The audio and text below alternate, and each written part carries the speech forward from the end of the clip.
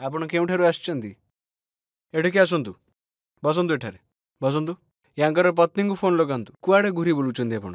ଘରକୁ କାହିଁକି ଯାଉନାହାନ୍ତି? ଲଗାନ୍ତୁ ୟାଙ୍କ ପତ୍ନୀଙ୍କୁ ଫୋନ୍। 3 ମାସ ହେଲା ଯାଇନାହାନ୍ତି, ଲଗା ୟାଙ୍କ ପତ୍ନୀଙ୍କୁ ଫୋନ୍। 3 ମାସରୁ ନିଖୋଜ ଅଛନ୍ତି, ଘରକୁ ଯାଉନାହାନ୍ତି। ଦିଅ ଫୋନ୍ ଆଣିକି ଏଠି ଦିଅ ଏଠି ମୋତେ। କାହିଁକି ଘରକୁ ଯାଉନାହଁ? ଆଜ୍ଞା ବଲ୍ଲଭଗଡ଼ରେ କିଛି କାମ କରୁଥିଲି। ସେପଟେ ଆପଣଙ୍କର ପତ୍ନୀ ବହୁତ ବ୍ୟସ୍ତ। ହଁ। ହ୍ୟାଲୋ, ଆପଣଙ୍କର ସ୍ୱାମୀ କାହାନ୍ତି? ଗୁରୁଜୀ ମିଳୁନାହାନ୍ତି। ମିଳୁନାହାନ୍ତି? କେବେଠୁ ମିଳୁନାହାନ୍ତି ଆପଣଙ୍କୁ ତାହେଲେ? 2 ମାସରୁ ଅଧିକ ହେଲାଣି, ନା ଘରକୁ ଆସୁଛନ୍ତି ନା ଖର୍ଚ୍ଚ ଉଠଉଛନ୍ତି। ପଇସା ବି ପଠଉନାହାନ୍ତି? ନାଇଁ। ଆଚ୍ଛା, କ'ଣ କହିକି ଯାଇଥିଲେ? ସବୁବେଳେ କହୁଛନ୍ତି 15 ତାରିଖକୁ ଆସିବି, ଖର୍ଚ୍ଚ ଦେଇଦେବି। ଦେଖିଲା ବେଳକୁ 15 ତାରିଖ ଗଡ଼ି ଚାଲିଛି, କିନ୍ତୁ ସେ ଜମାରୁ ଘରକୁ ଆସୁନାହାନ୍ତି। ଆମେ ସେମିତି ଚଳୁଛୁ। ଆଚ୍ଛା, ଘରକୁ ବି ଆସୁନାହାନ୍ତି, ପଇସା ବି ପଠଉନାହାନ୍ତି ତାହେଲେ? ହଁ, 3 ମାସ ହେଲାଣି ସେ ଖର୍ଚ୍ଚ ଦଉନାହାନ୍ତି। ମୁଁ ଶ୍ୟାମ କୁମାର ପ୍ରଜାପତି। ମୁଁ ୟୁଟ୍ୟୁବ ମାଧ୍ୟମରେ ଗୁରୁଜୀଙ୍କ ସହିତ ଯୋଡ଼ି ହେଇଛି। ଆଉ କ'ଣ କହିବି, ମୋର ଯାହା ବି ସମସ୍ୟା ଥିଲା ଗୁରୁଜୀ ଚିଠାରେ ସେଇ ସବୁ ଲେଖିଛନ୍ତି।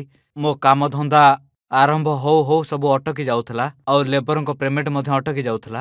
ଆଉ ସେସବୁ ଗୁରୁଦେବ ଚିଠାରେ ଲେଖି ଦେଇଛନ୍ତି। ମୋତେ ବହୁତ ସନ୍ତୁଷ୍ଟି ମିଳିଲା, ଆଉ ବହୁତ ଭଲ ଦରବାର ଇଏ। ଏଠିକି ଆସୁଥିବା ସବୁ ଲୋକଙ୍କର ସମସ୍ୟା ସମାଧାନ ହୁଏ, ଆଉ ଏପରି ଦରବାର କୋଉଠି ବି ନାହିଁ। ଚିଠାରେ ଗୁରୁଦେବ ସବୁକିଛି ଲେଖିଦେଇଛନ୍ତି। ମୋତେ ପଚାରିବା ଆଗରୁ ଗୁରୁଦେବ ସବୁକିଛି ଚିଠାରେ ଲେଖିଦେଇଛନ୍ତି। ସେଇ ସବୁ ଲେଖିଛନ୍ତି ଯାହା ମୋର ସମସ୍ୟା ଥିଲା। ମୋ କାମଧନ୍ଦାରେ ଜମା ବି ଉନ୍ନତି ହଉନଥିଲା, ମୋ ପେମେଣ୍ଟ ସବୁଠି ପଡ଼ି ରହୁଥିଲା, ମିଳୁନଥିଲା। ସେ ସବୁର କାରଣ ଭୂତ ପ୍ରେତ ଯେଉଁ ମୋ ପଛରେ ପଡ଼ି ରହୁଥିଲେ, ଗୁରୁଦେବ ତନ୍ତ୍ରକାର୍ଡ଼ ଦ୍ୱାରା ସେ ସବୁ ସମସ୍ୟାର ସମାଧାନ କରିଦେଲେ। ଆଉ ଆଗକୁ ମୋତେ କ'ଣ କରିବାକୁ ହବ ସେ ବିଷୟରେ ମଧ୍ୟ ମୋତେ କହିଲେ। ଜୟ ମା ମାତଙ୍ଗୀ, ଜୟ ପ୍ରେମାସାଇ ମହାରାଜ। ଦିଲ୍ଲୀପ ବାବୁ, ଆଜ୍ଞା ଆପଣଙ୍କ ଉପରେ ତନ୍ତ୍ରକ୍ରିୟା ହୋଇଛି। ଆପଣଙ୍କର ନିଜ ଲୋକମାନେ ହିଁ ଆଜ୍ଞା ଆପଣଙ୍କ ଉପରେ ତନ୍ତ୍ରକ୍ରିୟା କରିଛନ୍ତି। ଆଜ୍ଞା ଧନର ପ୍ରାପ୍ତି, ଧନ ନ ପ୍ରାପ୍ତ ହେବାରୁ ଆପଣ ହଇରାଣ ହେଉଛନ୍ତି। ସମସ୍ୟା ଆପଣଙ୍କ ଜୀବନରେ ଭରି ରହିଛି। ଆଜ୍ଞା ଆପଣଙ୍କର ନିଜର ଲୋକମାନେ ଯେଉଁମାନେ ଥିଲେ ସେମାନେ ଆପଣଙ୍କର ଭାଗ୍ୟ ଚୋରି କରିଛନ୍ତି। ଆଜ୍ଞା ବୁଝିପାରିଲେ? ସେଥିପାଇଁ ଆପଣ ଫକିରିର ଦୋଷକୁ ଭୋଗୁଛନ୍ତି। ବର୍ତ୍ତମାନ ଆଜ୍ଞା ଜୀବନ ବ୍ୟତୀତ କରୁଛନ୍ତି, ଫକିର ଭାବରେ ଅନାହାରରେ କାଟୁଛନ୍ତି।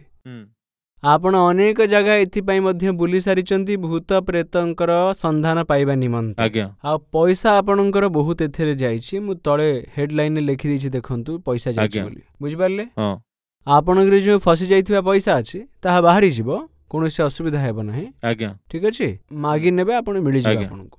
ମୋ ନାଁ ପ୍ରଦୀପ କୁମାର ଦେବାଙ୍ଗନ, ଆଉ ମୁଁ ଜାନଗିଜାପା ଜିଲ୍ଲାରୁ ଆସିଛି। ଆଉ ଏଠିକି ରାୟପୁର ବିରଜାନଗରକୁ ଆସିଛି ମୁଁ। ଆଉ ଏଠିକି ମାତଙ୍ଗୀଙ୍କ ଦରବାରକୁ ଆସିଛି ମୁଁ। ଏଠି ମୁଁ ଗୁରୁଜୀଙ୍କ ସହିତ ଦେଖା କଲି, ମୋର ସମସ୍ୟା କହିଲି, ଆଉ ଏଠିକି ଆସି ମୋତେ ବହୁତ ଭଲ ଲାଗିଲା। ମୋ ସମସ୍ୟା କହିଲା ପରେ ଗୁରୁଜୀ ମୋତେ ଯାହା ବି ସବୁ କହିଲେ, ମୋ ଗୃହସ୍ଥ ଜୀବନ ଆଉ ସେ ସବୁ କଥା ଠିକ୍ ଥିଲା। ଆଉ ମୁଁ ସେଥିପାଇଁ ଗୁରୁଜୀଙ୍କୁ ବହୁତ ବହୁତ ବହୁତ ଧନ୍ୟବାଦ ଦେଉଛି।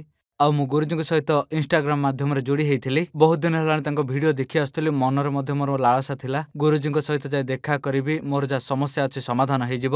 ଆଉ ଆଜି ଏଠିକି ଆସିକି ବହୁତ ଖୁସି ଲାଗୁଛି, ଆଉ ଆଶା ଅଛି ମୋ ସମସ୍ୟା ସମାଧାନ ହେଇଯିବ। ଜୟ ମା ମାତଙ୍ଗୀ।